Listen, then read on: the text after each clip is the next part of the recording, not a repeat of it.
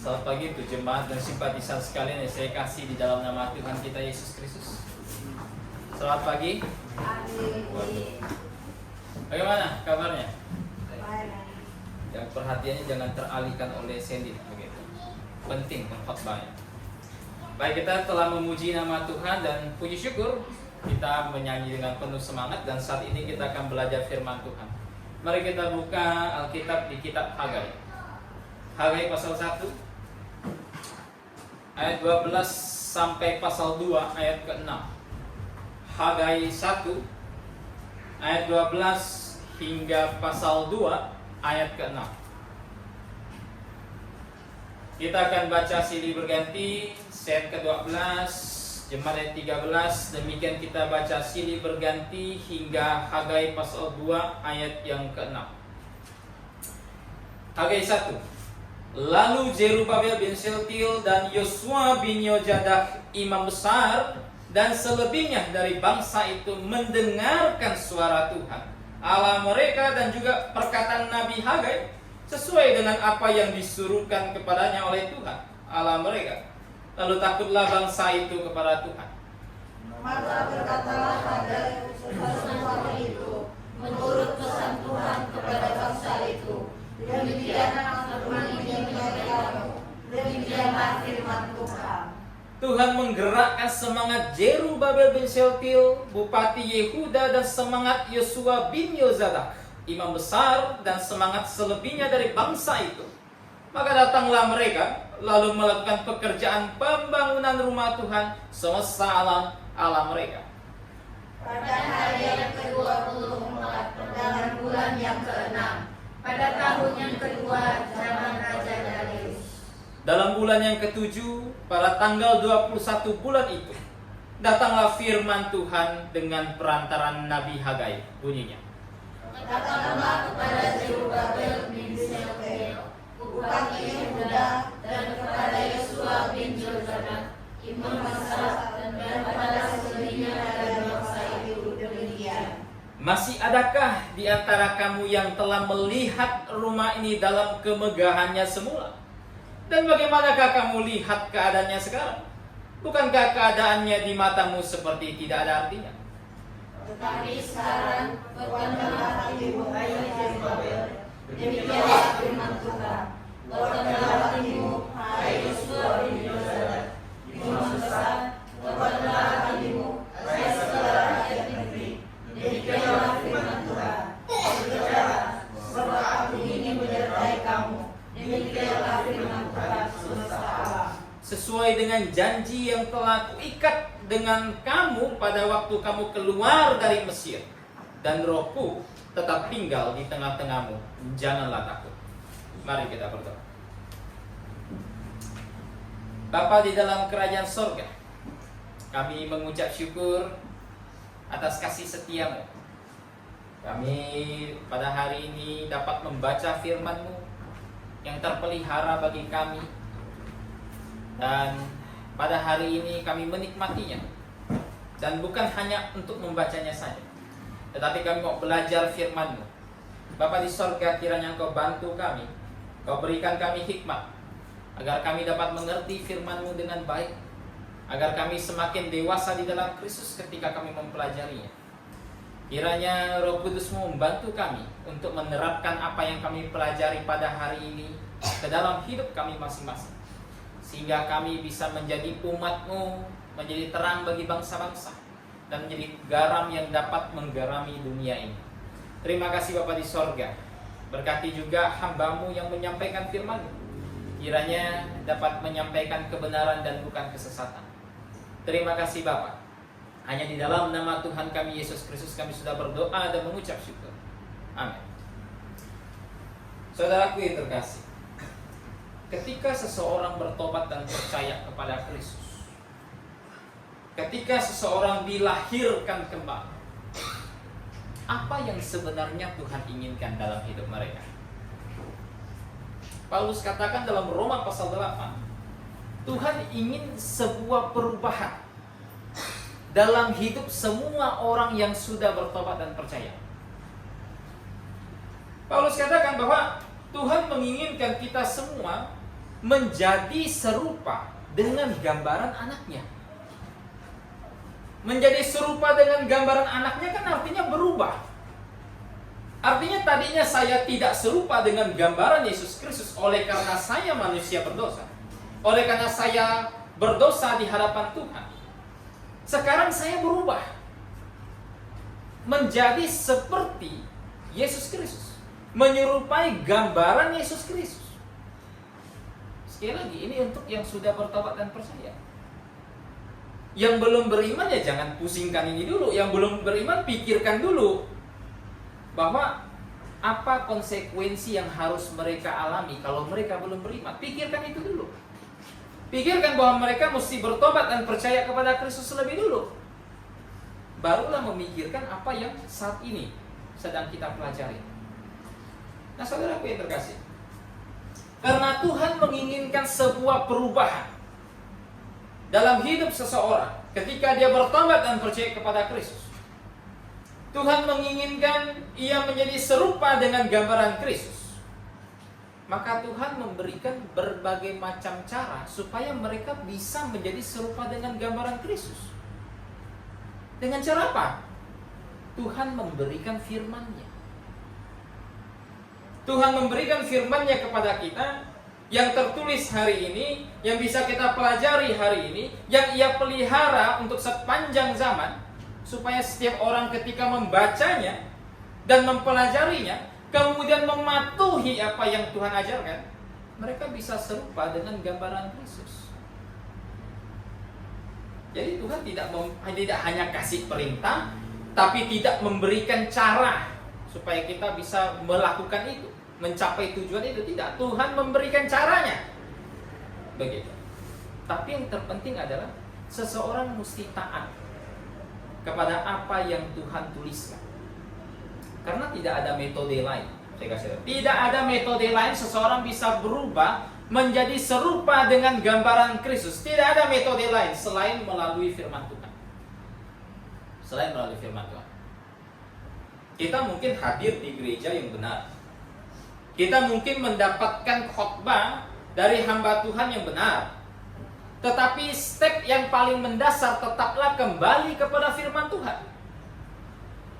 Satu-satunya cara kita berubah kembali kepada firman.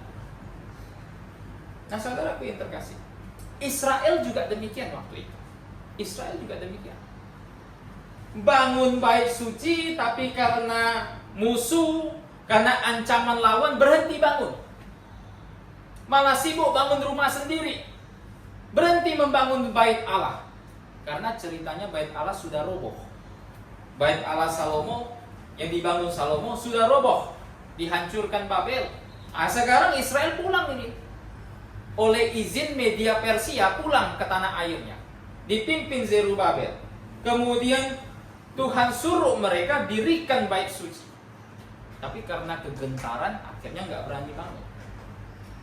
Karena takut akhirnya berhenti bangun. Bahkan sebagian mungkin karena terlalu senang pulang asik bangun rumah sendiri, lupa bangun rumah Tuhan. Itu terjadi. Tuhan utus Hagai, Tuhan utus Zakaria. Untuk apa? Memperingatkan bangsa ini supaya kembali taat kepada Tuhan. Dan sekali lagi, yang Tuhan inginkan adalah perubahan hidup seseorang. Siapapun yang sudah kenal Tuhan, siapapun yang sudah bertobat dan percaya, Tuhan mau mereka serupa dengan gambaran Kristus. Ini yang Tuhan mau. Nah, hari ini kita mau belajar tentang satu hal penting ini, mengenai tuntutan ketaatan dan berkat Tuhan, tentu atas mereka yang sudah taat. Nah, kita mau pelajari, ada beberapa poin yang harus kita lihat dalam kitab Hagai ini mengenai hal ini. Kita akan lihat bagaimana Hagai menasihati orang Israel waktu itu. Hal pertama yang mau kita lihat adalah apa yang harus dilakukan umat Tuhan waktu itu. Apa yang harus umat Tuhan lakukan waktu itu sehingga Tuhan utus Hagai datang. Apa yang mesti umat Tuhan lakukan? Kita lihat di Hagai 1 ayat 12.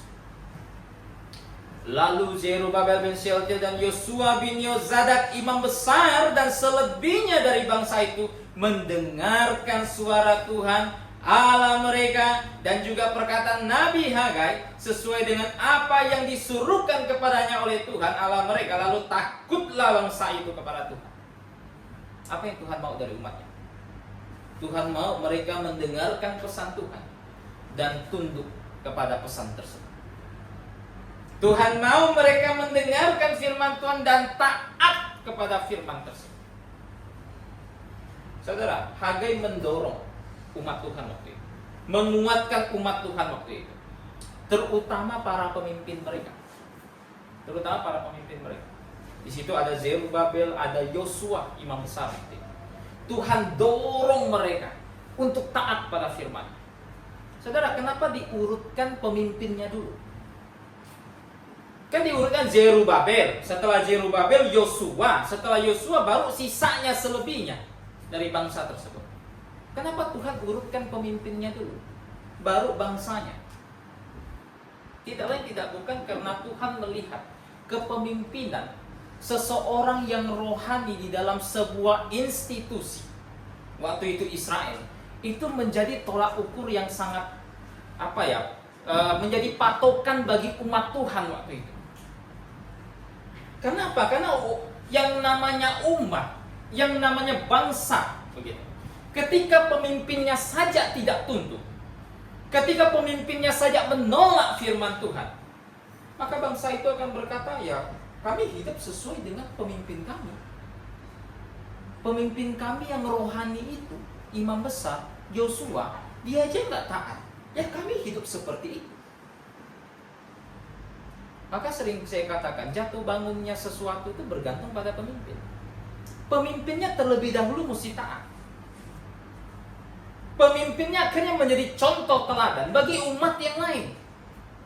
Pemimpinnya terlebih dahulu mesti taat. Ya, saudara, banyak gereja zaman sekarang kenapa hidup sangat tidak taat pada Tuhan? Alasannya sederhana, karena pemimpinnya saja nggak mau taat. Pemimpinnya saja tidak mau mendengarkan firman Tuhan dengan baik. Pemimpinnya saja tidak mau belajar firman Tuhan dengan baik. Yang mereka tinggikan apa? Teologi mereka,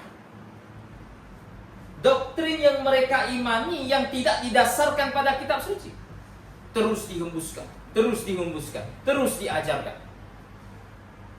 Ketika ada seorang memberitahukan kepada dia, wih salah lo yang kau ajarkan, perempuan tak boleh lo khotbah di mimbar, gak boleh lo. Yang terjadi apa?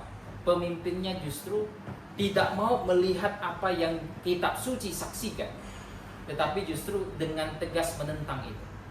Tidak peduli apa yang Alkitab ngomongkan, tidak peduli dengan berbagai macam ayat yang muncul dalam Alkitab sehubungan dengan isu tersebut. Nggak peduli saya, yang penting teologi saya jangan ditentang. Ini yang terjadi. Pemimpinnya saja nggak mau taat, apalagi umatnya. Makanya Tuhan mau ketika yang namanya muncul kebangkitan rohani, itu terlebih dahulu terjadi di pemimpinnya. Setelah pemimpinnya mengalami kebangkitan rohani, barulah umat yang lain bisa ikut. Ini yang Tuhan mau. Kan begitu. Jadi sekali lagi, Tuhan menginginkan mereka taat dan mendengarkan suara Tuhan. Tapi saudara, banyak orang zaman sekarang tuh mirip dengan Israel di masa Yehezkiel. Banyak orang suka datang ke gereja dengar firman Tuhan. Banyak, tak terhitung jumlahnya. Tapi ketika bicara mau taat tidak sama firman itu, hanya sedikit yang mau. Yehezkiel menghadapi bangsa yang seperti itu. Kata Tuhan kepada Yehezkiel, Yehezkiel, kau di depan mata Israel, kamu tuh hanya seperti orang yang jago nyanyi, jago main kecapi, jago melantunkan syair cinta. Kenapa? Karena ketika kau sampaikan itu, tak ada satu orang pun yang mau taat. Mereka hanya ingin mendengarkan kamu seperti orang datang konser. Saudara, kalau orang datang konser, kemudian dengar penyanyi-nyanyi, apakah kamu harapkan nanti dia akan tunduk kepada syair lagu yang saya nyanyikan? Ya enggak dong. Mereka hanya menikmati itu saja. Nah, Israel di zaman Yeskel itu seperti itu. Menganggap apa yang disampaikan oleh Yeskel, ini bagus, seru dengarnya, indah sekali. Ini syair cinta, kata mereka. Bagus sekali firmannya, tapi tak ada yang mau taat satu ekor. Anda bisa bayangkan. Zaman tadi pembacaan Alkitab diambil dari Yakobus. Sebagian jemaat Yerusalem berpikir, yang penting saya datang berjemaat saja sudah lebih baik dibandingkan mereka yang tak bergereja, ya kan? Maka tadi nats yang diangkat tuh sama Josman, begitu. Kalau baca di atasnya lagi, jemaat tuh disuruh untuk cepat mendengar, lambat berkata-kata, lambat marah, ya kan? Ada yang ini saya banget nih, saya cepat dengar, lambat berkata-kata, nggak komplain saya, cepat saya dengar firman Tuhan, senang saya. Yakobus tegur orang model macam begini, saya kasih tahu. Kenapa? Dia merasa dirinya lebih baik dibandingkan yang tak bergereja karena hanya modal dengar firman Tuhan. Yakobus katakan kepada mereka, orang yang dengar firman Tuhan tapi tak mau taat, sama saja dengan mereka yang tak datang berjemaat. Tak ada beda. Tetap salah, tetap dosa di hadapan Tuhan. Begitu. Makanya Yakobus katakan mereka seumpama orang yang melihat di dalam cermin. Cermin di situ maksud firman Tuhan. Kita berkaca misalnya, kemudian ceritanya habis makan nasi padang, terus di bibir sebelah kiri apa kanan itu ada bekas kuah padangnya begitu. Habis bercermin, kira-kira kita buat apa di situ? Bersihkan kan? Tapi orang yang gak taat itu model begini, lihat ada kuah padang di sininya, dia pergi, dia tak mau bersihkan. Pergi, lupa dia ada kuah padang di bibir sebelah kiri, sebelah kanan. Itu orang-orang yang tak mau taat firman Tuhan, hanya modal mau dengar aja. Apakah mereka tidak marah sama Tuhan? Dimarah. Kita mesti perhatikan masing-masing pada diri kita. Apakah kita hidup taat? Tidak. Karena Tuhan mau perubahan dalam hidup seseorang. Percuma firman Tuhan terus disampaikan, peringatan Tuhan terus disampaikan, kehendak Tuhan terus disampaikan, tetapi umatnya saja tak mau taat. Terserahlah pengkhotbahnya mau ngomong apa, yang penting saya begini aja begitu. Habislah. Mau apa? Tidak beda dengan Israel. Tidak ada bedanya. Begitu. Padahal yang Tuhan mau apa? Ketaatan, perubahan. Hidup semakin dari hari ke hari menyerupai gambaran Kristus. Saudara, kalau Kristus masih berjalan-jalan di bumi hari ini, firman Tuhan mana yang tidak dia tunduk? Saya mau tanya. Firman Tuhan yang mana yang tidak akan dia turuti? Kehendak Bapa yang bagian mana yang tak akan dia turuti? Yang mana? Tidak ada. Semuanya dia turuti. Bahkan Yesus berkata apa? Aku tidak dapat melakukan apapun dari diriku sendiri. Aku melakukan kehendak Bapa. Dia berkata kepada murid-muridnya, makananku tidaklah engkau kenal. Makananku adalah melakukan kehendak Bapakku. Nah itu kira-kira patokan kita. Menjadi serupa seperti gambaran Kristus. Lagi. Nah sudah, kalau kita kembali kitab Hagai, kita lihat di sini. Tadi di ayat 12 kita perhatikan. Di bagian terakhir, lalu takutlah bangsa ini kepada Tuhan. Saudara, ketaatan itu mengalir dari rasa takut akan Allah. Makanya Tuhan tuh selalu mau orang percaya itu punya rasa takut akan Tuhan. Apa maksud takut akan Tuhan? Apa maksud takut akan Tuhan? Bukan Tuhan tuh sesuatu yang menjijikan. Dia monster. Dia hakim yang tidak adil, saya takut sama dia. Bukan seperti itu takut akan Tuhan. Bukan seperti itu. Takut akan Tuhan artinya kita menghormati dia. Artinya kita takut jika kita melanggar perintahnya. Kita tahu bahwa kita akan dihakimi oleh Tuhan. Kita tahu bahwa segala yang saya pikirkan hari ini, motivasi saya, perbuatan saya, semuanya akan dihadapkan ke tata pengadilan. Dan saya takut kalau seandainya tiba-tiba Tuhan temukan ternyata saya tidak benar di hadapannya. Nah, ketaatan tersebut harus mengalir dari rasa takut ini. Ini satu-satunya takut yang kudus di hadapan Tuhan. Rasul Yohanes pernah berkata dalam 1 Yohanes 4:18, saya bacakan 1 Yohanes 4:18, di dalam kasih tidak ada ketakutan. Kasih yang sempurna melenyapkan ketakutan, sebab ketakutan mengandung hukuman, dan barang siapa takut ia tidak sempurna di dalam kasih. Apa takut yang dibahas oleh Rasul Yohanes di situ? Kasih menghilangkan ketakutan. Kasih yang sempurna, tak ada ketakutan. Ketakutan apa di situ? Mundur ayat 17. Ayat 17 bicara tentang penghakiman. Bicara tentang penghakiman. Orang percaya tak ada takut sama hari penghakiman. Kenapa? Karena dia sudah diselamatkan. Tidak mungkin dia kemudian dihadapkan ke tahta Tuhan, habis itu Tuhan campakkan dia ke neraka. Tidak mungkin. Kenapa? Karena hukuman tersebut seutuhnya telah ditanggung oleh Kristus. Makanya ketakutan untuk menderita penghukuman kekal dalam neraka tidak ada lagi. Satu-satunya ketakutan yang mesti ada tadi saya katakan, takut akan Tuhan. Ini mesti ada. Takut akan Allah. Ketaatan mengalir dari situ. Kekudusan mengalir dari situ. Segala aspek kekristenan mengalir dari situ. Saudara, ketika orang takut akan Tuhan, bahkan ketika satu bangsa takut akan Tuhan, pintu rumah dibuka lebar, tak ada orang yang di dalam rumah pun tak ada orang nyolong. Betul tak? Ketika satu bangsa takut akan Tuhan, ketika satu bangsa takut akan Tuhan, kunci mobil diletak di atas kap mobil pun tak ada yang ngambil mobil kamu. Ketika satu bangsa takut akan Tuhan, begitu. Tapi masalahnya tidak. Tapi Tuhan mau semua orang percaya yang merupakan umatnya memiliki rasa. Karena dari situ mengalir segala macam aspek hidup kekristenan, terutama ketaatan. Terutama ketaatan. Itu yang pertama kita pelajari. Jadi kita melihat apa tuntutan Tuhan kepada umat. Tuhan mau mereka mendengarkan firman Tuhan, dan Tuhan mau mereka taat kepada Tuhan. Tidak hanya sekedar mendengar, melupakan, tapi dengar dan patuhi.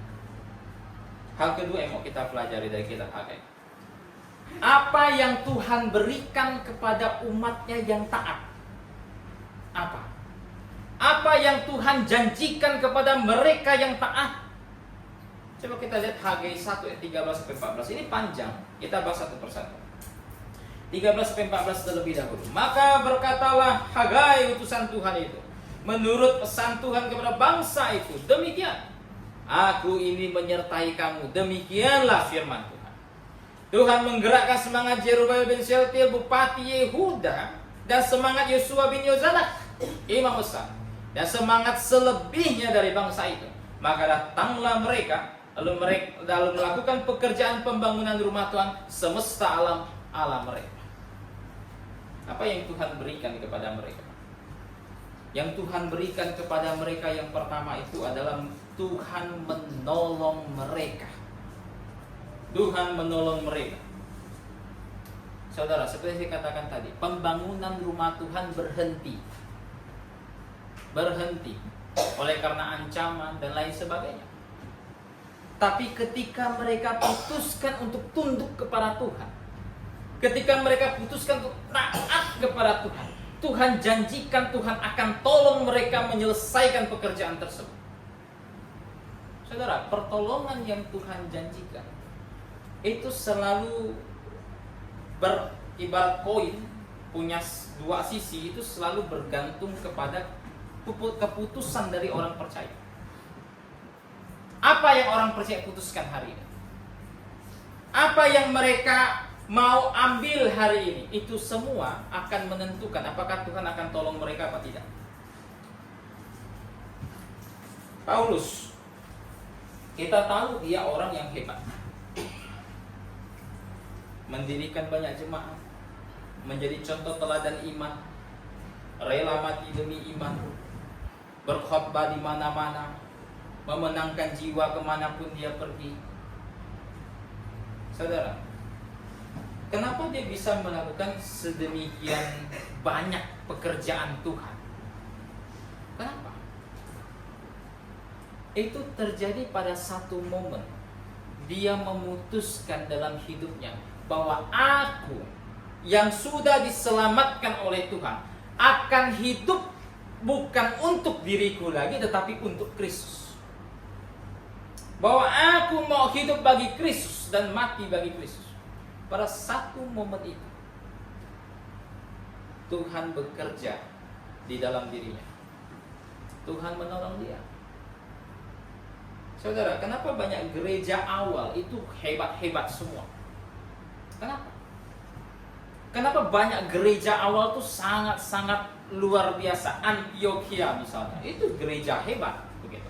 Mengirim misioneri pertama, Paulus dan Barnabas. Efesus di tahun-tahun awalnya menjadi gereja utama di Asia. Begitu. Bahkan didirikan satu sekolah teologi di sana. Kalau kita mau pakai istilah sekolah teologi. Nah, kenapa gereja-gereja bisa sangat amat dipakai Tuhan waktu itu? Alasannya sederhana. Karena mereka memutuskan waktu itu untuk hidup patuh pada Tuhan. Apapun yang Tuhan ajarkan melalui gembala, melalui penanggung jawab, selama penanggung jawabnya benar, begitu. Artinya yang Alkitabiah, kami turuti. Saudara, kalau kita mundur jauh ke Israel sendiri nih.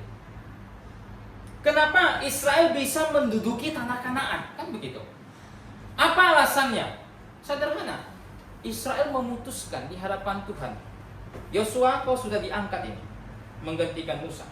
Pokoknya apa yang kau omong, pokok firman Tuhan yang diomongkan ke kamu, kami turuti semua. Seperti tunduk pada Musa, demikian kami tunduk sama kamu. Tuhan tolong mereka menaklukkan tanah Kanaan. Ini yang dibutuhkan gereja zaman sekarang. Satu keputusan untuk menuruti apa yang Tuhan kehendaki. Satu keputusan untuk berkata kepada Tuhan, Tuhan, apa yang kau katakan, kami aminkan, kami tunduk. Ini yang dibutuhkan gereja zaman sekarang. Makanya banyak gereja, walaupun ada ribuan saat ini, tetapi perkembangan rohani iman Kristen itu semakin menurun. Tidak seperti abad-abad pertengahan, tidak. Abad-abad awal, tidak. Tidak. Kalau kita mau survei sejarah, Anda bisa survei sendiri, begitu. Abad-abad pertengahan saja, terutama ketika reformasi terjadi, kan begitu. Banyak kekristenan tuh berusaha untuk belajar firman Tuhan lagi. Sampai di Inggris saja muncul satu Alkitab terjemahan super bagus. Ini semua terjadi karena apa, kan begitu? Ini semua terjadi ketika umat Tuhan memutuskan di hadapan Tuhan, kami mau tunduk, kami mau taat. Amerika sama saja. Di masa lampau, kenapa mereka bisa sangat bersahaja? Ketika mereka putuskan, kami mau tunduk kepada Tuhan. Makanya saya katakan, ini yang dibutuhkan gereja zaman sekarang. Keputusan, komitmen hati. Apapun yang Tuhan katakan, kami lakukan tanpa banyak alasan.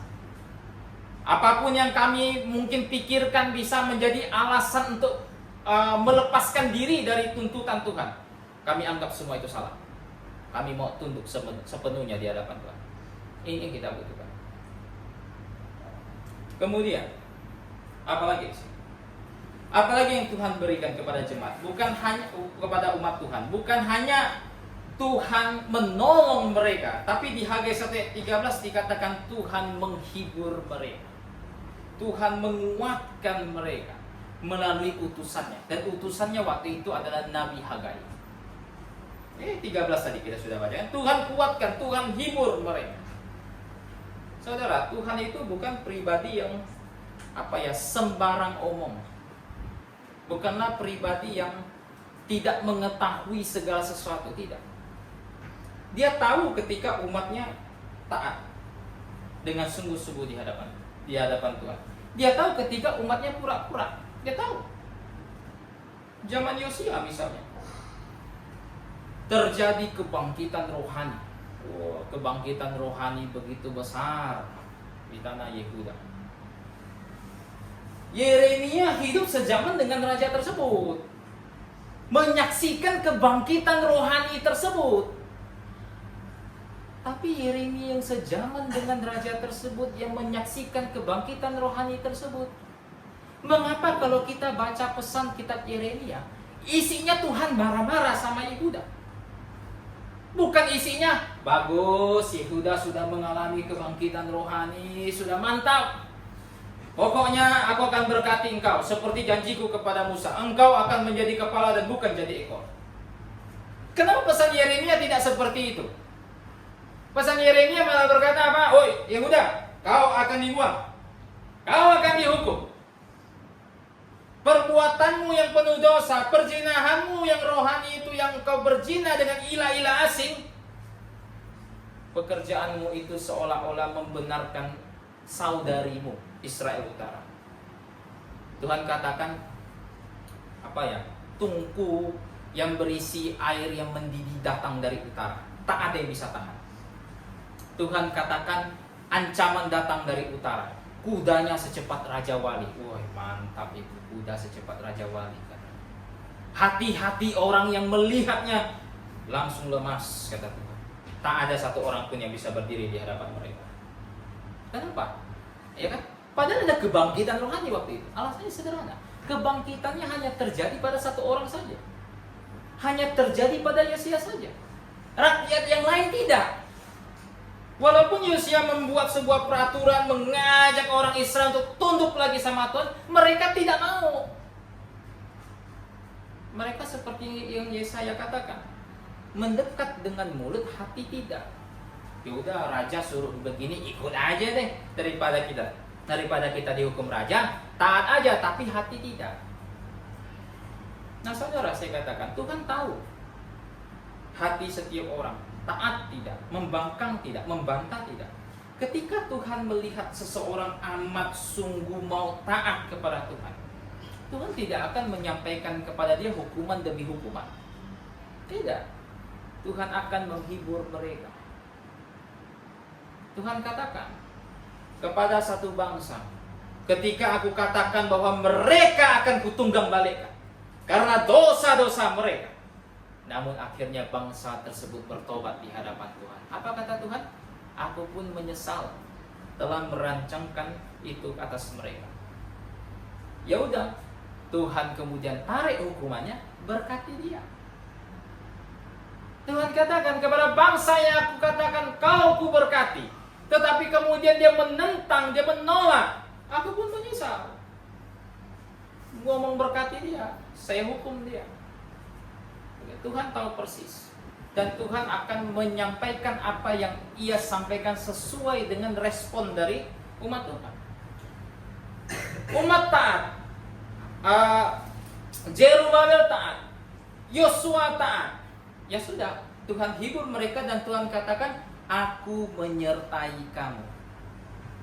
Aku menyertai kamu. Dalam pembangunan rumah ini, aku sertai kamu. Tak perlu takut lagi dengan musuh-musuh. Tak perlu. Tuhan beserta dengan mereka. Saya rasa mereka punya iman seperti Paulus. Ketika Tuhan beserta kita, siapa yang bisa mengalahkan kita? Siapa? Begitu. Tuhan sertai mereka. Kemudian apa lagi di sini? Apalagi, coba kita lihat di Hagai 1 ayat 14 kali sudah kita baca begitu. Ketika umat Allah pilih taat, punya hati mau taat, katanya Allah bekerja dengan kuasa di dalam mereka melalui rohnya, sehingga mereka mampu menyelesaikan pekerjaan tersebut. Saudara, untuk bangsa yang baru pulang dari pembuangan, diancam oleh musuh-musuh, itu bukan perkara kecil. Bukan perkara kecil itu. Bangsa yang baru pulang untuk menghadapi musuh-musuh, jangankan pikirkan angkat pedang lawan mereka begitu. Dengar gertakan mereka aja udah pusing kepala. Mereka tiba-tiba ngancam, "Ih, kau kulaporkan kau sama media Persia, habis kau." Media Persia lagi jajah Israel juga kan, mabuk juga mereka. Begitu. Tapi Tuhan katakan kalau umat Tuhan pilih taat, Tuhan bekerja di dalam mereka. Saudara, gereja memiliki satu tanggung jawab besar dalam menyelesaikan pekerjaan Tuhan.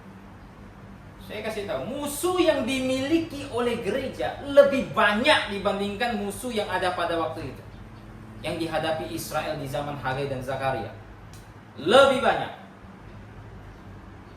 Tapi apakah Tuhan akan mundur dari janjinya ketika umatnya pilih taat dia bekerja?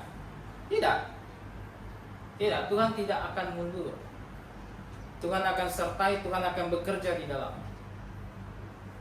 menyelesaikan pekerjaan Tuhan. Yang kita butuhkan itu apa?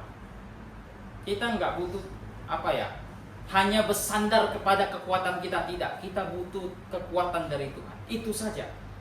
Ini yang memampukan kita. Begitu. Banyak gereja yang saya tahu dalam perjalanan sejarahnya dipenuhi dengan jemaat yang miskin misalnya. Apa yang mereka mau harapkan? Harta. Enggak lah begitu. Harta dari mana begitu? Tapi Tuhan bekerja di dalam mereka. Tuhan katakan kepada salah satu jemaat di dalam 7 jemaat Wahyu pasal 2 sampai pasal 3. Aku tahu engkau kecil. Aku tahu engkau kecil. Aku tahu kekuatanmu tidak seberapa. Aku tahu itu kata Tuhan. Tetapi Tuhan bekerja bagi mereka. Asalkan mereka pilih taat. Dan coba kita bayangkan di sini, di Hagai 1 ayat 15 dikatakan kalau di LAI itu Hagai 2 ayat 1. Perbedaan pembagian saja. Di Hagai 2 ayat 1 dikatakan pada hari yang ke-24 dalam bulan yang ke-6 pada tahun yang kedua zaman Raja Darius. Saudara, kalau kita balik ke Hagai 1 ayat 1, itu hanya dalam kurun waktu 24 hari. 24 hari. Setelah mendengarkan pesan Hagai, kebangkitan rohani terjadi. Perubahan yang cepat terjadi di tengah-tengah bangsa tersebut. Anda bisa bayangkan, bangsa yang begitu gentar hanya oleh pesan Hagai. 24 hari setelah diumumkan mereka gentar, langsung terjadi kebangkitan rohani, perubahan drastis. Itu yang terjadi jika Tuhan bekerja. Itu yang terjadi. Tidak menutup kemungkinan bagi gereja. Dalam kurun waktu yang singkat, kalau Tuhan bekerja, siapapun tak ada yang bisa lawan dia. Begitu. Kalau Tuhan sudah kerja, Tuhan sudah buka kerannya, tak ada yang bisa tutup. Kalau Tuhan tutup kerannya, tak ada yang bisa buka. Begitu. Yang Tuhan mau apa? Ketaatan dari umat Tuhan. Begitu. Kita lanjut sedikit lagi, ini karena waktu ini mungkin kita nggak akan bisa mampu untuk habiskan semua. Kita lihat di Hagai pasal 2 ayat 2 sampai ayat 6. Apalagi di situ? Bukan hanya Allah bekerja di dalam mereka, tapi Allah akan menguatkan umat untuk menjadi kuat. Wah, Allah akan menguatkan umat untuk menjadi kuat. Coba kita baca di sini. Dalam bulan yang ke-7 pada tanggal 21 bulan itu datanglah firman Tuhan dengan perantaran Nabi Hagai bunyinya. Katakanlah kepada Zerubabel bin Shealtiel bupati Yehuda dan kepada Yosua bin Yozadak imam besar dan kepada selebihnya dari bangsa itu, demikian.